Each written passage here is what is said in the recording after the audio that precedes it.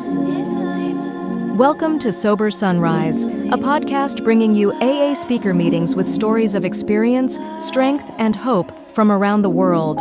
We bring you several new speakers weekly, so be sure to subscribe. We hope to always remain an ad-free podcast, so if you'd like to help us remain self-supporting, please visit our website at sober-sunrise.com. Whether you join us in the morning or at night, there's nothing better than a sober sunrise. We hope that you enjoy today's speaker.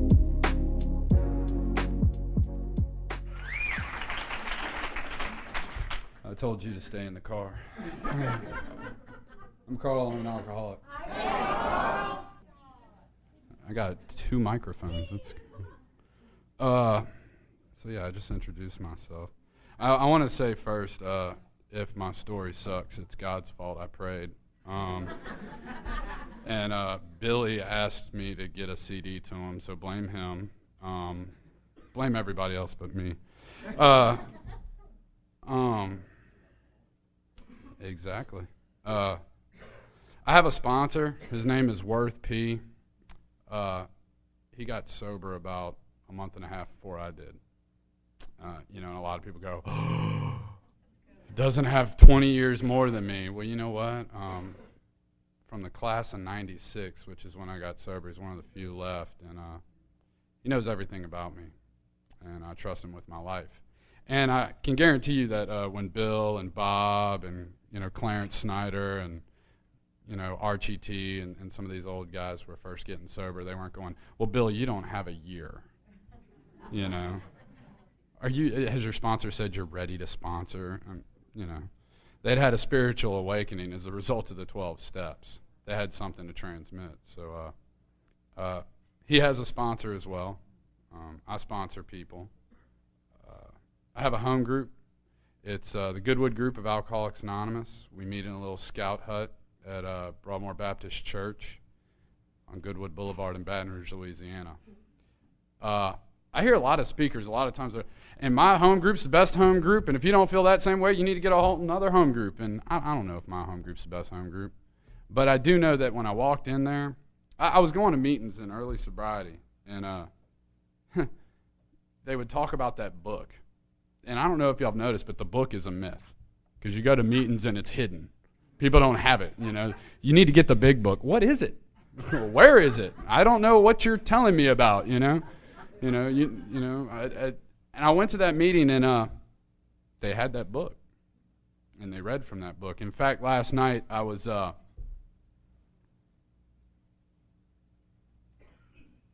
last night I needed a meeting, and I needed to go to my home group, and I have no idea what I'm going to tell y'all tonight. I have the gift of gab. I'll tell you about my job. I'll tell you about what kind of jobs I've had, and it's dealt with talking, it's dealt with sales, dealt with people. It should be what I'm good at, and tonight I have no idea what I'm going to say. But I needed a meeting last night, and the one thing about my home group is that as I'm pulling up into the parking lot, I'm going, please don't let me hear about your dog getting run over. Please don't let me hear about your shopping problem. I got in, they were talking about the 6th and 7th step. They were reading out of the literature. That's why it's my home group. I don't know if it's the best home group, but it's my home group. Now, with that resume being said, because that's what all the big special speakers say, I have a sponsor who has a sponsor, and I have a home group, so I've said all that, so now I'm qualified. I've been sober, and life has been good. Thank you. Not so much. I'm also, I don't know, I'm usually the tie guy and, dress right behind the podium. Not tonight, because I'm not in that mode tonight. It's not where I'm at. I'm hoping by the end of the night that you don't see all this, this presentation I'm bringing. I hope y'all see me.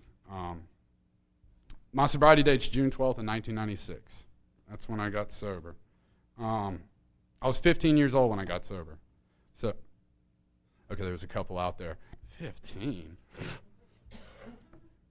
The amazing thing is I was actually last night after the meeting, and this is to talk about age and young peoples and stuff, I went out to eat with some people because that's what we do, even when we don't want to, even like when we're just like, no, really, y'all should go hang out and let me go be by myself. And, they're like, oh, no, come on. And, I went and had really bad food at a really bad restaurant and, just hung out. But there was an older guy there, and he was talking about this young people's meeting that meets on Wednesday nights in Baton Rouge, and he was talking about, well, when I went there, I just couldn't relate. And I said, really?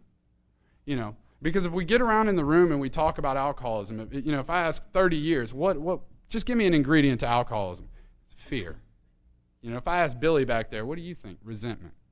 We come up with all this stuff, and none of us say alcohol. It's alcoholism. And he was telling me he couldn't relate. And it was funny because I was going, because you had the same alcoholic checklist I had when I got here. You said, well, y'all never wrecked a car, and y'all never got divorced, and y'all never lost a job. So apparently either y'all aren't alcoholics or I'm not alcoholic. Well, when I got here, I was like, I didn't get divorced. I didn't lose a job. I couldn't qualify under those means. But I got to some meetings around some people that they had been through what I'd been through, but they also talked the language of the heart. They talked about, I'm just going to end up tearing this thing up. Anyways, they talked about the same thing that I went through. They talked about pitiful and incomprehensible demoralization. So, when I tell people, yes, I got sober when I was 15, I immediately look for the look, like, oh, come on, But the good thing is, I'm not going to drink for that long, so you won't have to worry about that. But I do want to say, I'm also not a drug addict. Sorry. I have no solution for you if you are. I will talk about 2 outside issues in my story, most likely, and they were a result of my alcoholism, but I was not a drug addict. I'm an alcoholic. And the funny thing is, though, is that as I tell you my story, hopefully you'll realize how little alcohol had to do with it, and still has so little to do with it. First thing I ever knew about alcoholism, my grandfather. He was one of the most cheerful men I ever knew. And he died an alcoholic. He died due to alcoholism. I was about 5 years old, and my birthday's December 20th. And, of course, you all know when Christmas is. I'm not going to tell y'all. It's kind of redundant. But, so it was this big thing. We were going for the 85 family reunion. And we were going to show up, and it was going to be this big deal, and everybody was going to be there. And so, I was going to celebrate my birthday and Christmas, and went over there.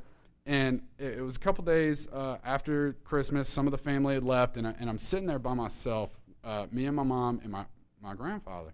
And he's sitting, and I can still remember this little leather sofa chair and really nasty green carpet. Like, it was really shag green. Like, this house was built, like, late 60s, early 70s. And he looked at my mom and he said, Sissy, and he called my mom Sissy or sister. And he said, Sissy, go give me some turkey. And she said, no, Daddy, I'm not going to. And I thought to myself, and this is, of course, Bill talks about a boomerang that would turn in its flight and all but cut him to ribbons. And this is the funny way I think, because this sort of thinking is what would end up showing that I was a real alcoholic. Because in my mind, why would you not give him turkey? Now, granted, I'm thinking cut the turkey. I didn't see the glass in his hand and he's wild turkey. And, she says, no, glass goes flying against the wall. But here's what I'm talking about. Here is the logic. If that's what happens when you keep him away from turkey, why would you not give it to him? Why? You think he's bad when he's drinking? Look at him now. Chill him out a little bit, And there's the truth, is because that's really me. I would learn later on that I'm bad news when I drink. But take away alcohol. Leave me untreated. And I will show you how just disturbingly horrible of a person I can be. And so that was my first thought about alcoholism. And it made complete sense, because I thought, if that's what he wants, give it to him. Why make him angry? He died 2 years later from alcoholism. I had an uncle, my mom's brother, who, my dad, I feel sorry for my dad. My dad was an only child. His dad died when he was 4. He had no brothers, no sisters, no male figure in his life. So, when I reared my ugly head, of course. But he had no history of alcoholism. He really didn't. Now, my mom, I have a sister who's 9 years older than me. And I think because she kind of, she had some stumbles and some falls, and she got through school, and she ended up growing up. She's got 3 kids now. She's married, doing great. And I think my parents thought, my mom thought that marry this really nice guy who was actually born in Jackson, Mississippi. It is where he's born, man. It's not what he claims. I'm just joking. Just joking. But, if I marry this guy who's not from where I'm from, and I get out of this small town in Louisiana and I go to some big school, LSU, go to this big school and get away, things will be different. And they probably were for her and my dad and my sister, but it didn't skip me. It landed on my face. Like, I got it, full-fledged. So, I found out I had an uncle who died in a drunk driving accident. I get sober, I find out it was with a brick wall, I had another uncle who, didn't visit a whole lot. I found out he did a lot of time for drugstore cowboy, that's what he did. A lot of the activities and things that made complete sense to me seemed to be in my family. I have no opinion about what really physically makes an alcoholic. Apparently there's some good...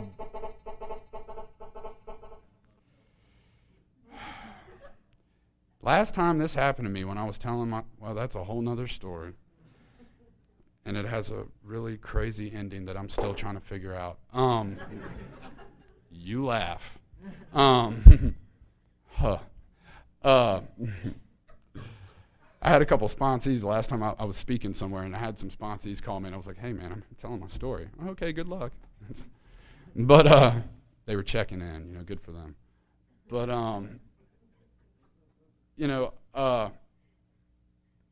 I grew up in a family that really is an amazing family. They're good people. They've always been good people. I feel like the mothership dropped me off. We have a family portrait in the house, and there's my brother-in-law and my sister and my mom and my dad and my nephew and my niece, and my sister just actually in October gave birth to my new niece, and I love her to death. She's beautiful. Then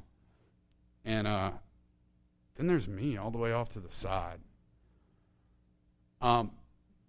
Physically about alcoholism, I don't know. There's some good doctors out there. One of them wrote a little something in the front of that book. And I tend to leave the opinion of allergies and things like that to people like that. I tend to kind of go ahead and agree with them because it seems to have made a lot of sense. But as far as the feelings, the emotions, the instincts, the things that I suffer from, that's alcoholism for me. That's the thing I really suffer from. Because like I said, if I don't take a drink, physically I don't seem to crave alcohol. I don't start that, and if I stay away from obsessing about it, then I don't tend to go physically towards the drink. But if you look at the 4th step, it talks about when we take care of the spiritual malady, we straighten out physically and mentally. Well, what's funny is that if you look what precedes a relapse, people don't spiritually get correct. And then mentally they obsess, and then physically they take a drink. So mentally and physically, I may be all right, but if I'm spiritually broken, I really don't stand a shot. And that's what I've suffered from day one. Great family. My sister dated this guy who he was a real winner. He was into the tough love, that kind of thing. Rode a Harley. He was super cool. Showed up really drunk. Physically showed her how much he loved her. And when I was about 9 years old, after enough of the damage he had done to me and to my sister, and my parents had a restraining order on him, all kinds of stuff. And he showed up, and they had gotten in a fight, and she had gone out, and she went with one of her friends or whatever, and it was a male friend that she grew up with or whatever, and it was this big deal, and he was like, you went out with so-and-so. Yeah, she went out with her friend so he could console her because you're beating the ever-living snot out of her. And so he showed up drunk and broke her nose, and I'm 9 years old. I go, very casually, I don't know how casual I was, kind of run, but I go into my room, I go grab my little T-ball bat, and I go over it, and the last thing I remember is going after him. Now I wake up to cops, showing up, my next-door neighbor screaming and crying and calling, police, my parents, my sister wondering what's going on. And at 9 years old, I broke his collarbone, his wrist, and 2 ribs. And I have no idea why. I lost it, man, and that is not just about anger. That's everything. I've been doing some crying lately. I did not think I was capable of crying like I've been crying lately. When I get happy and truly happy, when I'm filled with the fellowship of the Spirit, I cannot even begin to describe to you what kind of joy I have. When I'm in love, and I see beauty, there is not a language that I can use to describe it. It's just the truth. So here with anger and fear, I lose it. Now this starts a whole big long parade of going to doctors and neurologists and, this is what's wrong with you. And, the funny thing is from that day until the day I stopped drinking, which was still a whirlwind of seeing doctors and going places. Don Pritz once said this, and I truly believe it. He said that, when he would see these shrinks and he'd be in jail and the jailhouse psychiatrist would come talk to him and stuff, they would all come around and they would be like, well, you're a sociopath. Well, you're insane. Well, you're a psychopath. You've got borderline personality disorder. You've got associative displacement disorder, all this abandonment issues. And the thing is, Don said, they were absolutely right.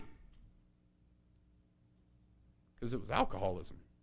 That was the underlying issue with all of it, Why did I have borderline personality disorder? Because once I start drinking, I cannot tell you what personality is going to show up. Just don't, It's the same way when I'm sober, if not worse. There's the sad part. You think I'm bad when I'm drinking, man? Come on. So I'm 9 years old, and I'm hanging out, and I made some friends with some people in the neighborhood. I was very resentful at my family. My dad was a survey contractor, and he used to do surveys. And in the 70s, for those who are alive and remember it real well, there's a big oil boom in the country. And the country was doing great.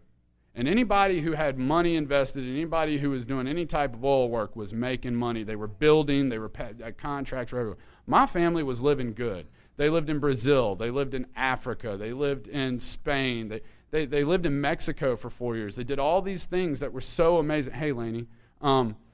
They did, they lived all these places. And so there's these slides. My dad used to love to show these slides of, my sister and standing on these temples in Yucatan, Mexico at 4 years old. And I'd be like, all right, great. Because, that I thought that's, well, see, I was born in 1980. So then the oil crisis happened. And my dad went from living with a certain budget and certain style of life to, well, we were pretty broke. I had to do things like wear my sister's jeans to school because that's what we could afford. Really, it wasn't afford, it was pass it down. I remember when they said, we're going to Biloxi to the Seagull Motel. And I went, joy. You had Rio de Janeiro. I've got sewer water that goes out to my knees for a mile. Maybe I'll step on a bottle, and I was very resentful, right? So I made friends with some kids in the neighborhood that were a lot like me or whatever, upset, just didn't feel right, whatever. And one of my friends, Wes, who I love and miss dearly, he had an older sister. It's always a story. And so my dad has this wet bar in the back of the bar, And she's like, hey, come hang, let's go to Carl's parents' house. It's after school. My parents are still at work. And at this time I'm very ashamed to show people my parents' house and to show people where I'm from, because it's not that great and it's not a lot. There have been rats that have been, I was not proud of where I came from. I really wasn't. And, but, this girl was coming over, which today, when I look at my story, I wonder, what was I thinking at 9 years old? What was I really thinking? Man, I must be upsetting people. They keep leaving. But at 9 years old, what was I thinking? Hey, come hang out. Check yes or no. I mean, I don't know what I was looking to accomplish, And she comes over, and she's like 12, because I'm going to get real far. And she comes over. My sister had just had me watch the movie Cocktails, with Tom Cruise, where he's flipping the drinks and everything. So I'm like, all right, I got you. So she's like, let's get a screwdriver. I said, simple. Screwdriver. That's simple. None of this fuzzy whatever, So I said, all right, do a screwdriver. So get this orange juice. And I get the one thing that I've always known, always loved, because it was that first drink, and it was Jamaican Myers rum. For those who don't know, a screwdriver typically is vodka. I came out with purple syrup.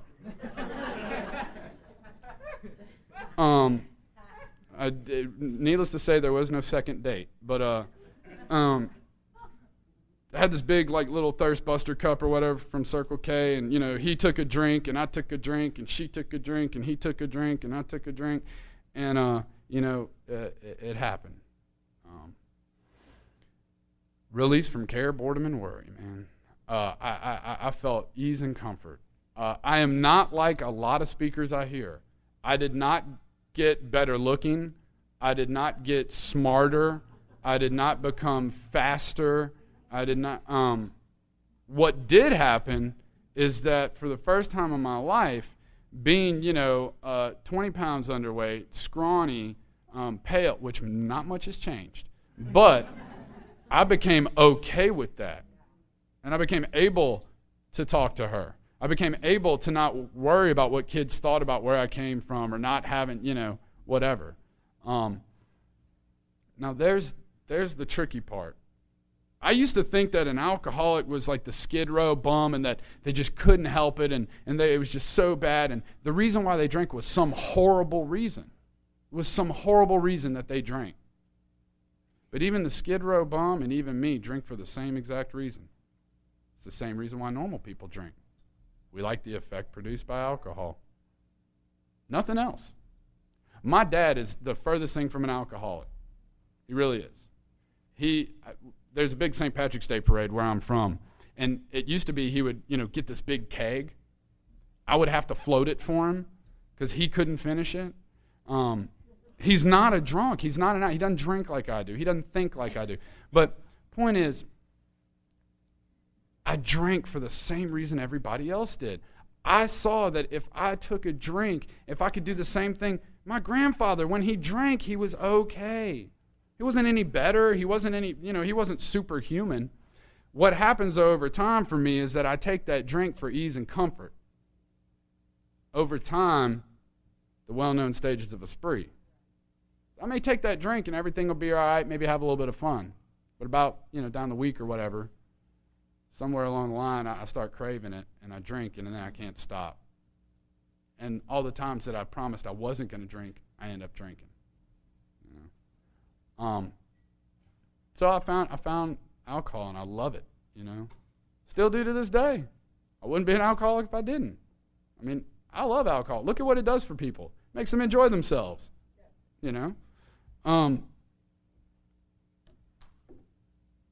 I kept drinking, and I went to school, and by the way, at 9 years old, I was not club hopping. It was more or less pitching a tent in the backyard, me and Wes, and a couple of guys stealing some nudie magazine and getting our G.I. Joes. And, it was one of those things that we just, whenever we could, we got an opportunity and we drank. what happened over time, though, is that it needed more and more, needed the ability to keep going. And I was about probably 12 or 13 or so, and I'd gotten into, I'm going to say some things that are dirty words. Okay, they're very profane, horrible words. They're words like God, home group. I'm also going to say words like drugs. They're part of my story. I'm not a drug addict, but, they were around. Now, what I'll tell you about drugs, though, is that I wasn't so much into doing them as I was seeing as it was an entrepreneurship. I've been in sales my whole life, Stephanie. So I'm about 13 or so, and a couple of my friends, older brothers and whatever, and they're getting, this, that, and the other, and I start noticing that, when I hang out with these guys and I'm drinking and having a good time, I keep having to wait, and I keep having to, try to mingle my way and get in there to get whatever I want. And I said, get rid of those guys. Go talk to the source. So at 13, I started a very young business. Young businessman, and this is the kind of insanity I deal with. I'm 13 years old. I get told, all right, first job, go out here, and there's the Bella Baton Rouge Casino. At the time, it was Argosy Casino, and they were just opening because Argosy had taken over, and it was this big deal. And so a couple of friends of mine, they're going to go out to the parking lot, a little hand-eye coordination, whatever, and, we're going to take off. We show up, little hand-eye coordination, little scuffle breaks out. And then I hear those fateful sounds. Pow, pow, pow. I go running, and I'm running, and I'm running. And I get all the way home, and I get that thought, I cannot live like this anymore. I will die. I've got to get a gun.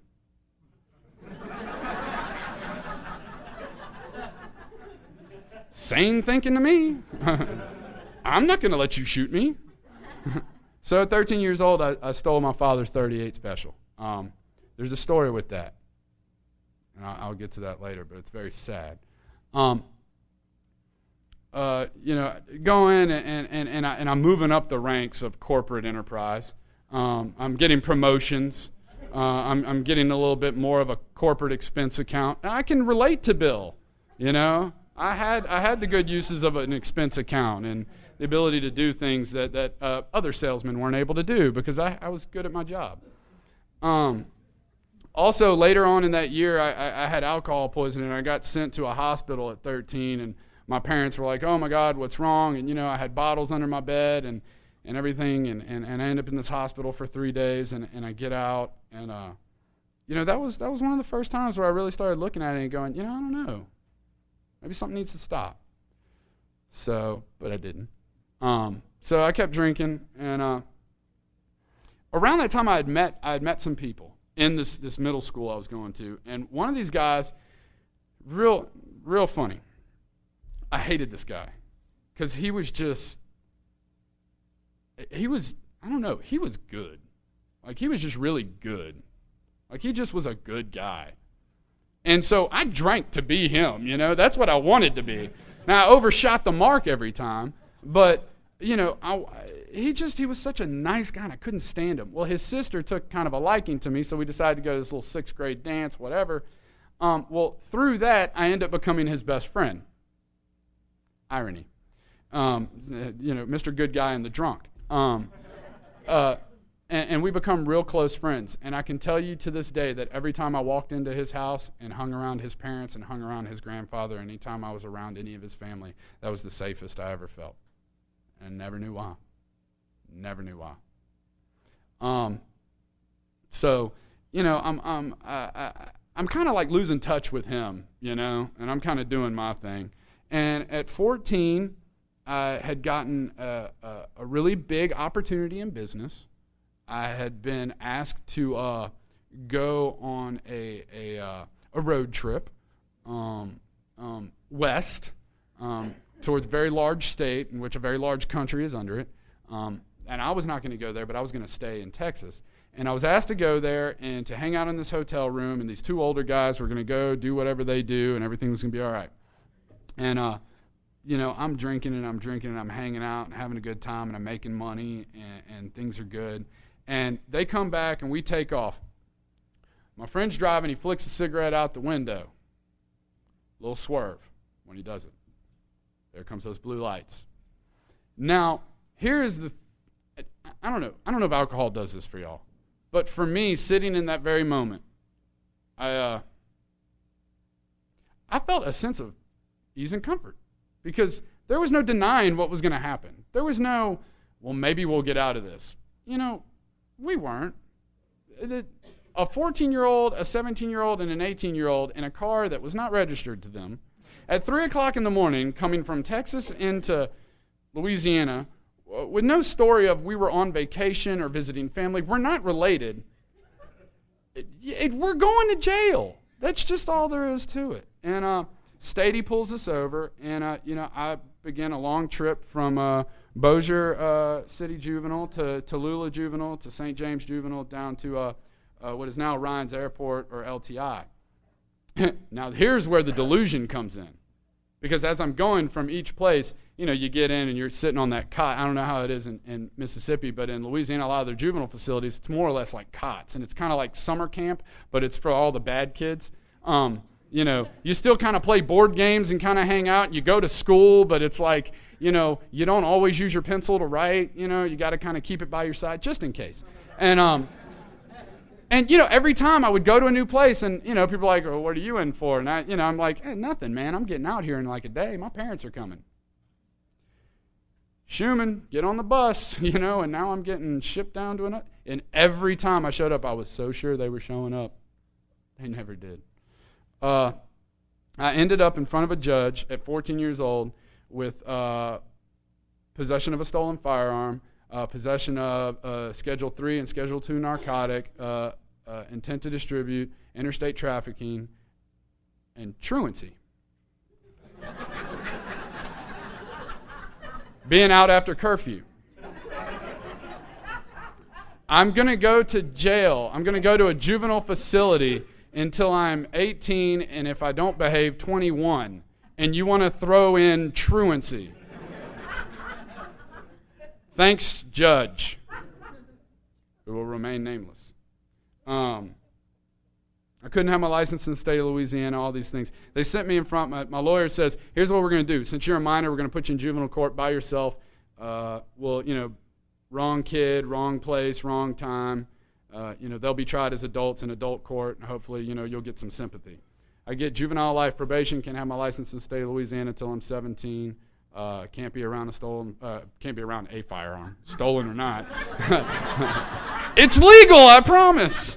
I can't be around a firearm, and I got to stay out of trouble, and which I did none of those things. I didn't get my license at because I wasn't 17, but I didn't do any of the things that were asked of me. So I keep doing what I'm doing, and at 15, I started going missing. It was no longer taking trips. I was going out to drink, and then I just wouldn't show back up. See, I would go to your party, and I would hang out, and I would drink everything that was in there. On the last days of my drinking, and I would drink everything I could. And I would get intoxicated. I would get drunk, but I didn't feel any better. Didn't feel any better. It's the most miserable place for me to be. But there were also times like my sister's wedding where my family looked at me and said, please, just not tonight, not today, But I took a drink a day or so prior, and I'm being told that I broke the little Greek column that had the rings on, that I made a huge scene at my sister's wedding. I had tickets to a concert one time that my favorite band of all time, and I was going to go see them. And I knew if I just got to UNO Lakefront Arena in New Orleans, if I just got there, then I could party. But I took a drink a day or so prior, and that craving kicked in, so that on the trip I just decided, which really I didn't decide, because I have no choice. I still have no choice. Nowhere in the literature, in my interpretation, has it ever said I've gotten that choice back. Never have. I've seen groups, and if it's your home group, that's cool, but free again to choose. I still don't have that choice. Never have, never will. And I woke up at some flop house in New Orleans with the ticket still in my pocket, never been ripped. Completely broke, going, how am I going to get home? You know, and so I'm drinking like that. And my birthday is December 20th, like I said. I take off, and I go missing. And I show back up on Christmas Day. And I got about $1,000 in my pocket, and I got a bunch of presents in my hand. Because the golden son, you know, the prodigal son, the golden child, I'm home. My mom pokes her head out the door, and she says, you know, you don't live here anymore. I smelled the stuffing, the ham, the turkey. I saw my sister, my brother-in-law, my mom, my dad. Saw everybody but me. And they told me I didn't live here anymore. And at 15 years old, that first night, I slept in a bush right behind my parents' house, in between the two houses. That was where I ended up. I went from Corona and a slice of lime to living the good life. Thunderbird. You know, Mad Dog, you know, Cisco, all the high shelf stuff. You know. It's sad because when I was about 14, there was this bum who lived he was a wino. That's what he was. He was a wino. And he lived under this overpass in my parents' neighborhood, and he was kind of our childhood patron. And we felt so bad for him because he slept in the woods. And we were like, that's just got to suck. We need to get him a tent or something. You know, this guy sits and hangs out with us on the railroad tracks and buys us liquor, and we bought him a tent. A year later, I'm begging him to scoot over because I got nowhere to go. And, you know, Bill talks about how he stepped, you know, away from the hospital a broken man, and then on Armistice Day, he drinks again, and he goes on that last debauch. Some people disagree. I don't know. It's how I've interpreted the book. But I think if Bill, in that time from November until December 10th, when Ebby came and talked to him, probably could have gotten the message at any time in there. I don't know. Because he apparently had done one of my favorite people in Spiritual Giants. I love her with everything in me. She used to always say this. She said, I could either go on to the bitter end, blotting out the consciousness of my intolerable situation as best I could, or accept spiritual help. And that's where I had gotten to. I had realized that this was the bitter end. That was it. I didn't know that there was spiritual help. And so, you know, I show back up at my parents' house probably about late May, and I'm sitting here, I'm like, I'm dying. Please help. Please help. I'm dying. So they said, well, you know, when you used to hang out with, you know, this kid and his family, you know, I don't know, I'd gone to church with them. I got baptized. It says, frothy emotional appeal seldom suffices. I've been to altar calls, and I've felt the Lord and the Holy Spirit, and felt them all the way out the door drinking. I needed a message of depth and weight. I needed somebody to finally tell me what alcoholism was. So I knew what it was that was wrong with me, so then I could appropriately fix what was wrong. So I showed up at these people's house, and I said, you know, I don't know what to do. I need help. My parents kicked me out. They sent me here. So they take me, and we go out, and they take me into their house, and they want to go off on some little retreat and get me all spiritually charged. Like the good alcoholic that I am, I'm going to lick my wounds, get some food in my stomach, get some money in my pocket, and get back to business. And so I did that. And ended up in North Carolina with them. And that girl that I went to that sixth grade retreat with, she's sitting there and she's like, hey man, let's partake. And I looked at her, I said, you don't want to be me. Look at me. She's like, come on. And I said, no. She kept bugging me, and, you know, misery loves company. So I said, all right. So a couple hours later, coming down, you know, whatever, the little mountain and hanging out. And I had left her, whatever, she had left early. I don't really remember. And I walk up to the little area where we're sleeping at, and there's an ambulance and some cars and all this stuff. And she had a bad reaction with the drugs we had taken. She suffered from a lot of other illnesses where she needed serious medicine to help her live a normal, sane life. And so she was dying, and it was because of me. And her mom grabs me. She takes me in this room, and she looks at me, and after, of course, berating me, where is it at, what happened, blah, blah, blah, blah, blah. And I looked at her, and I just said, I'm so sorry. This woman, who I'd known since I was about 10 or 11 years old, did not send me to my probation officer. She did not send me to jail. She didn't do anything. She was an ex-problem drinker who had found a solution, who was armed with the facts about herself. And she carried that message of depth and weight. She decided that that night, June 12, 1996, Carl Schumann's life was more important than any selfish endeavor about sending me to jail. That this was an opportunity to give back what was so freely given to her. You know, thank you, Jeannie Scott. You saved my life. I cried and cried and cried, and I lost it. And at that moment, I knew that there could be spiritual help. There could be something, because finally, somebody told me what my problem was. I was an alcoholic. So I wake up the next morning. I always hated this. My sobriety date's June 12th, 1996. My parents' wedding anniversary is June 13th. So I'm calling them on their wedding anniversary. Mom, Dad, don't know if you noticed I had a drinking problem. Like they didn't know. And my parents said, come on home, you know. And I rode a bus all the way home. And this lady, Jeannie, had appointed me this guy to be my sponsor.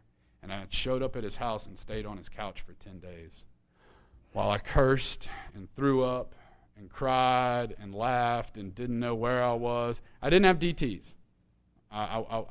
If you've ever seen somebody with DTs, it's not a pretty sight. I did not have DTs.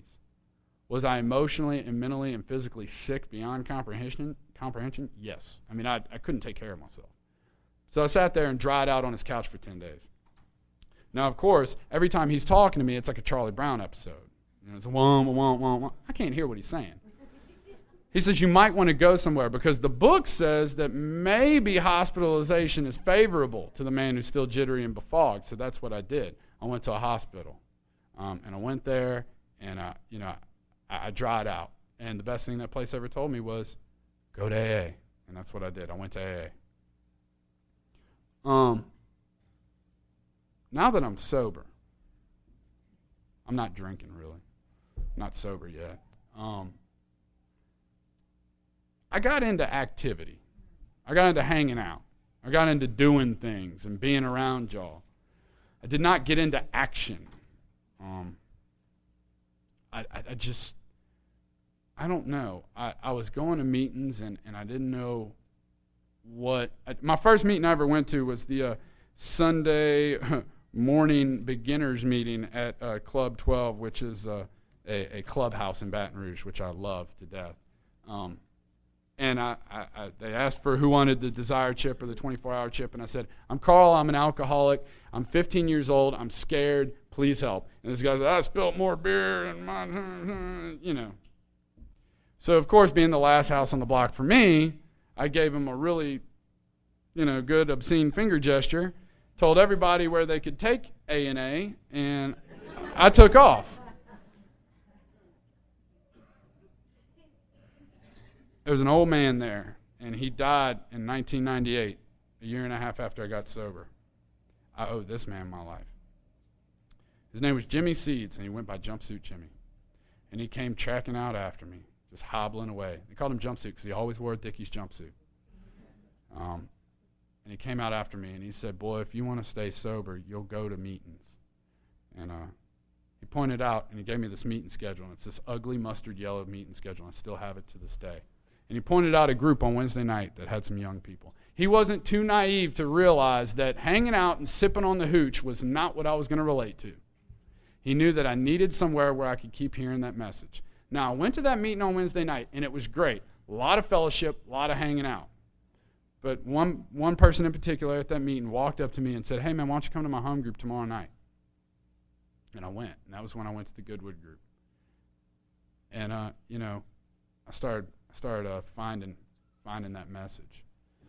I'm 3 months sober, and two of my best friends come into the program, and they get into activity too. I'm busy. Come on. They come into the program, and they just kind of hang out like me, They got a baby. And he's like my older brother, we had done a couple of crimes together and things like that. And he goes back out, And they told me, you're going to bury people in Alcoholics Anonymous. And I said, well, sure, Mary Sue, Billy Joe, whoever, just people I meet, but not somebody from, my childhood. And he went back out and he drank and he died. He didn't drink and die 10 years later. Not 10 months later, not 10 weeks, not 10 days. He took a drink, and 10 hours later, he wrapped himself around a telephone pole, and he was dead. I'm a pallbearer at his funeral, January 19th, 1997. I'm right over 6 months sober, and I'm in this casket, and I'm just wailing on him. I'm cursing him, and I'm like, well, why did you do this? Well, my sponsor grabs me and says, he didn't do this. He didn't wake up this morning and say, you know what? I'm going to die from alcoholism. I said, this is alcoholism. This is the illness we suffer from. And he says, you can stay where you're at or you can do something. And he doesn't have to die in vain. And thank God for that. So I got busy. And I got in the big book of Alcoholics Anonymous. And I had a sponsor who took me from the cover of the big book of Alcoholics Anonymous. And we read and did everything it said all the way to the end of the big book of Alcoholics Anonymous. And when it's asked a question, we answered it. And when it said to pray something, we prayed it. And when it said write something, we wrote it. And, the first step, not really that tough. Once I had the message of depth and weight, once I knew what alcoholism was, and I knew that my life was unmanageable. Now, 2 I was a little worried about, but people said things like the group, and y'all were it. Y'all were that higher power, and I hung on to y'all for a while, up until some of y'all drank again, and some of y'all had affairs, and some of y'all stole money, and started going, okay, well, not everybody's perfect. And I had to do the one thing that if you look in all of Alcoholics Anonymous literature, there's one word grouped with the word God. That word is search, seek, sought. And that's what I started doing, So I started seeking God, started searching for that. Started reading a lot of good books. And, one book in particular talks about that before this one guy had come around, a lot of people couldn't really hear God's voice because they weren't really capable. Like if you think about God, it's God. Like all-knowing, omnipotence. Think about him talking to you directly. You'd obliterate. You wouldn't know what to do. And so he used to send angels. And for the first couple of years, y'all were those angels. I couldn't hear God's voice. When I prayed, I didn't know what I was praying to. I didn't know what it was. But I listened to y'all. And I had dropped out of high school, of course, and I got back in school. And, I graduated high school on time. I did that inventory, too. That inventory helped me. The definition of humility, and we were talking about this last night in my home group. And in the 5th step of the 12 and 12, it says it's a clear recognition of who and what we are, followed by a sincere attempt to become what we could be. So with the 4th step and the 5th step, I finally get a clear recognition of who and what I am. And 6 and 7 gives me the opportunity to become what I could be. I got to that 4th step, and I got to that 4th column. And I found out that, what really was my fault, my wrong, my mistake. And, I'm so glad for that. I'm so glad that I had a sponsor who showed me that. And I heard that 6 and 7 doesn't really happen until you do 8 and 9. How can I ask God to truly remove these defects that stand in the way of my usefulness to him and to y'all if I don't go clean up the wreckage those defects cause? So I started doing that. I got a job, a summer job, while I got back in school, and I worked all summer. And my dad was like, "You're 17 now. You can get your," and I got off probation and all that, and going to go get my license, go get my first car and all that. And I walk up to my dad and I go, "Here." So it's not dropping the bucket for the money I've stolen and the money I've costed you through lawyers and all that, but it's a sign. It's just something, and I need to. And, my dad, years later, told me that he still had that money. Never deposited it, never did anything, which kind of upset me, because I'm like, what would you have done with the money if I hadn't stolen it? You'd have spent it. So now you just got a couple $100 sitting here in some jar, and you're looking, come on, use it. Give it back to me. It was real kind of him. It was real nice. And, I made amends, and I continued to take inventory, and I worked with other alcoholics and got involved, and I graduated high school, and I went to college, and I'm skipping through a lot of the mundane stuff, because a lot of the mundane stuff is what I want you to hear. I want you to hear tonight that I got sober, and I had a couple of hiccups, but life has been good. But that's not the truth. It's not the truth. Life has been damn hard lately. Damn hard. Self-imposed crisis. I graduated, went to college for a couple years, and said, you know what? I work and I go to school, and I'm paying to go to school, and I have no idea what I want to be when I grow up, and I don't know if I want to grow up. I'm definitely a Toys R Us kid. Like, I had no idea what I wanted to be. So I get out in the world. I'm driving a forklift. I'm working over here, whatever. And I get into a sales job, and I fall in love with it. I do really well at it. And I got into a relationship at that time. And everything was good, Everything was good. I was making money, and people were happy with me. And I was involved. I was sponsoring guys left and right, and I was involved in service. That's another thing, man. Service work. That's one of those, real service. Like being involved in your home group. Having a service commitment, general service. It's a dirty word in AA. It is. You say service work, everybody's like, psh. He's got it. And GS who? And I got involved in all this stuff, and the truth is I saw everything that I never was, and I saw everything that I wanted to be. And I really thought I was in love with this person. Today I know I wasn't. I was in love with the idea. I could get married. I could have some kids. I could be a dad, all that stuff. And I cannot tell you what the pursuit of money has done to my life. This relationship ended really bad, and it ended, thank God, the way it did.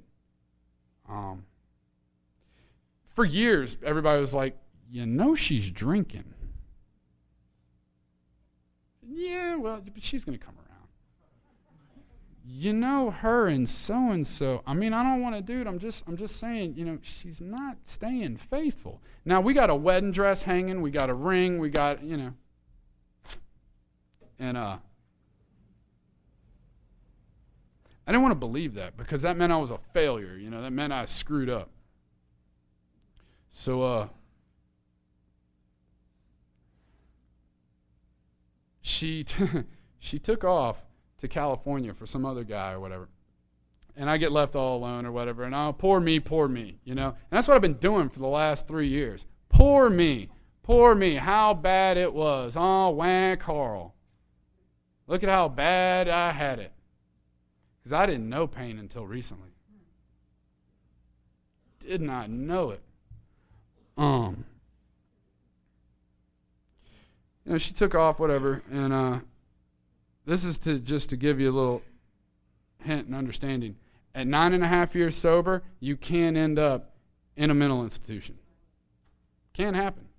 Because see, what happened for me was, at 9.5 years sober, here I was at that first 4-step. I'm ugly. I'm unlovable. I'm not smart. I'm not capable. I'll never be loved. I'll never be whatever. Wah, boo. And,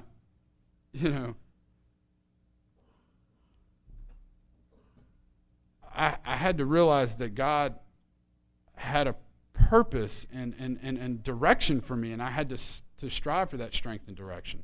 Granted, I didn't want to see that, whatever. But I came out of that hospital really confused, because what I thought, I came out of this hospital and I thought that me and God were number one. We were close. Up until 2 months ago, I haven't had a real job in 3 years. And this is where I get into another outside issue. And I don't know. And I don't know where I'm about to go from here on. So, bear with me. I started gambling. Played cards for a living, basically, for 3 years. And it's funny. This conference last year, I was supposed to be in New Orleans at a world championship tournament. I'd won a seat, and I was, big dreams and glory and all that. And here's the truth. I looked at God and I said, God can keep me sober, but that's about all He's good for. It's about all He's good for.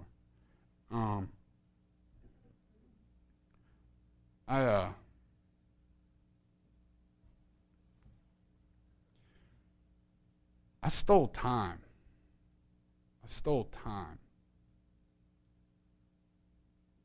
I took people for granted.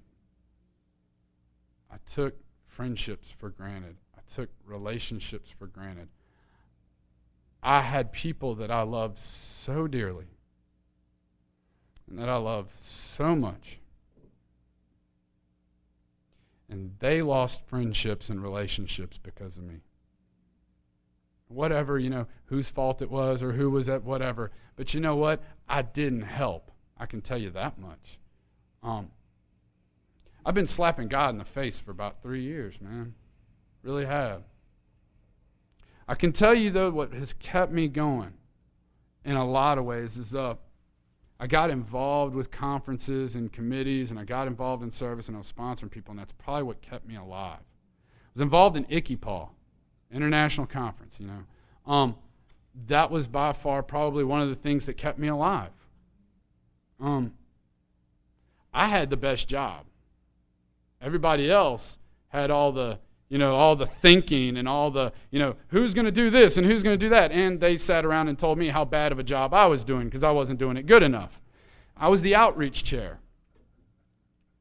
I got to travel everywhere across this country, and I got to even go to Toronto, Canada, and say the Lord's Prayer with about 60,000 of y'all. It's actually like 45, so I'm embellishing. I'm trying to be honest. I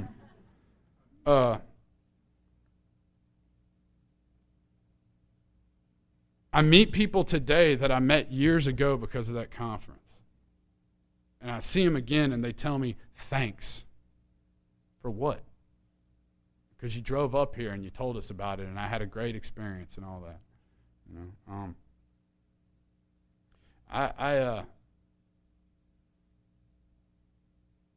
My dad, that gun I stole when I was about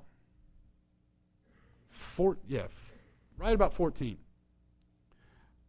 I'd gotten past all the court stuff, and I looked at my dad, and I said, well, I'm not in jail. My dad grabbed me by the throat and put me up against the wall, and he said, nobody's ever been a criminal in this family. Nobody's ever truly slandered this name, and you've destroyed it. And I pulled that gun out. It's his gun. And I stuck it to his head, and I said, if you ever touch me again, I will kill you. And I meant it with everything in me. I hated that man. He wasn't there when I had my first kiss. He wasn't there when I hit a home run. He wasn't there. Because you know what? He lost his job, and because of that, he had to work, 70, 80 hours a week to put clothes on my back and food in my gut. He wasn't my daddy, And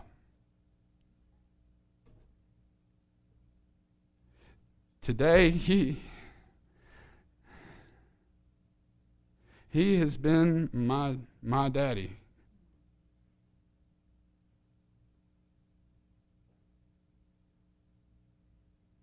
The last couple of weeks, he's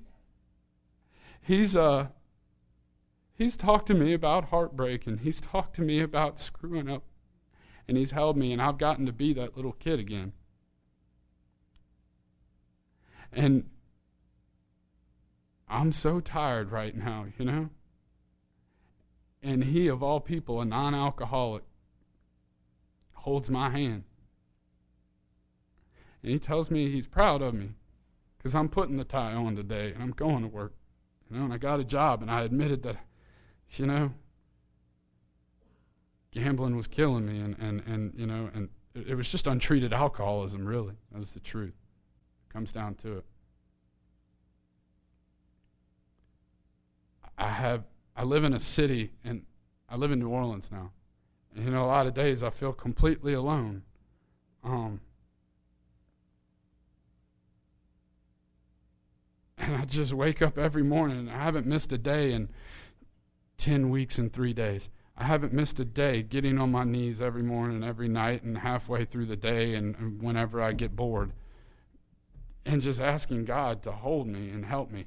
The third step prayer says, God, I offer myself to thee, to build with me and do with me as thou wilt. Relieve me of the bondage of self, that I may better do thy will. Take away these difficulties, so that victory over them may bear witness to those I would help with thy power, thy strength, and thy way of life. May I do thy will always. The wording, of course, was quite optional, so long as we voiced it without reservation.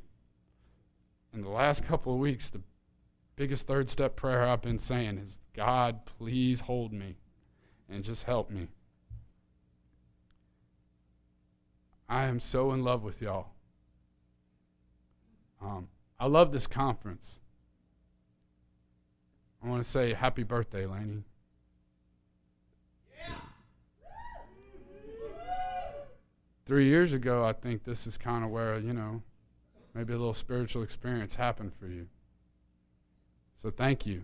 Because of that, I have a friend today. I want to say thank you to Billy. Because you and Mary Ann have opened up your house. Just in the casual conversation of, if you're ever in Jackson, come by. And it's not the, hey, see you when I see you, if you ever want to stop by. It has been the, if you ever need to come by, come by. You know, thank you, Mary Ann, for letting me be a part of some of your pain a couple months back and letting me share that with you.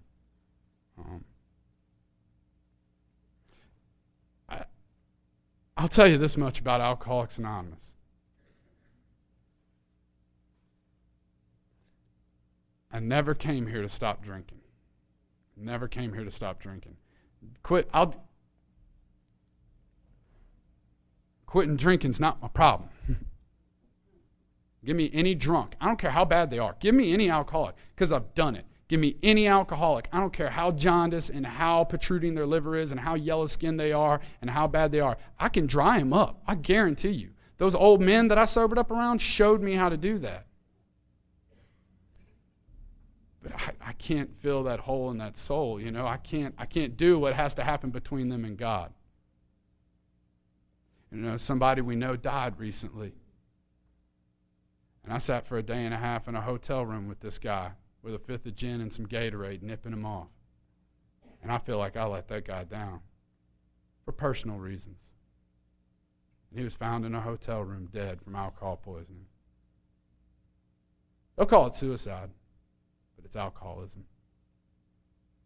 I had a sponsee who I loved to death, and he was my go-to sponsee. He was the guy, you know. All my other sponsees, they were kind of iffy. I didn't know if they were going to make it, you know. This guy was, no matter what, he was always there. And he made some decisions based on self that placed him in a position to be hurt. And he started drinking again. He's in jail now, probably about 15 years. He's got a 4-year-old son who I saw the other day.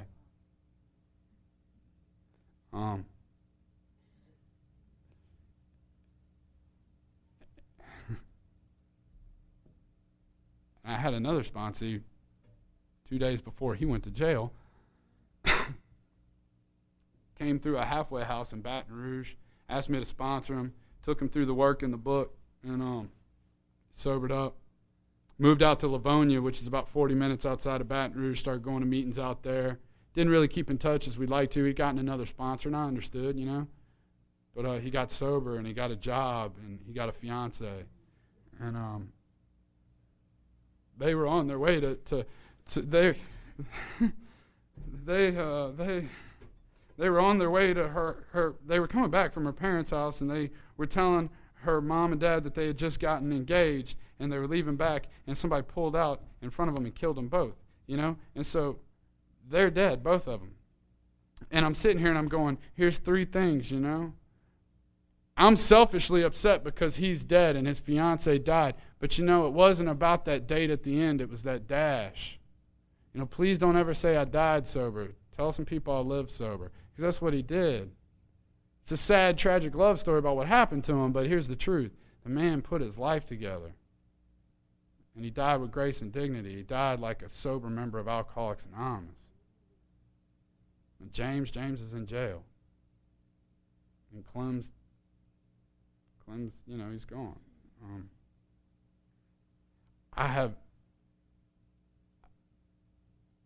I have days where I wake up and I just am so tired and I don't know what to do. And I feel alone, and I call and get no answer, and I sit there and I work and do everything I can, and I get one answer: me on my knees talking to God. I don't know if you heard anything I said or if it meant anything, but at almost 12 years sober, that's it. That's all I got to say, really, is that you can be almost 12 years sober. That's what I got to tell you tonight. No great happy-go-lucky, hey, I'm married and life is good. Not, hey, I got a great job or a great car. But if you be a real alcoholic like me, one day without one drink, one day at a time, you can be almost 12 years sober. Now for some people, because I was that guy, for some people it may be, well, I don't want to just be sober. You're right.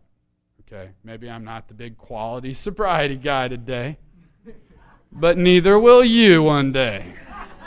And so when you're picking your ass off the floor, remember me. Okay? Because you know what? I went to Japan and stood on top of Mount Fuji. You didn't know that. I've been to those temples that my sister stood on. I did that. I built schools in a third world country when I was 2.5 years sober. And you know what? All that's great. No, man, I could tell you all about that. I could wear the tie, and man, I'm a DCM and a G. God, man. It's a formula to get back to God. It's this whole thing. I'd love to talk more, but God's telling me to shut up. Ask people who know me. That's what I do, is I talk. And I'm trying to learn how to listen. So I'm grateful to be here and grateful to be sober. I love each and every one of y'all. I don't know half of y'all, but I know a lot of y'all. And some of y'all I don't talk to, even though I try. I love y'all. I would not be here if it wasn't for each and every one of y'all. I love y'all. I love y'all. Rock and roll. Thank you for listening to Sober Sunrise. If you enjoyed today's episode, please give it a thumbs up, as it will help share the message. Until next time, have a great day.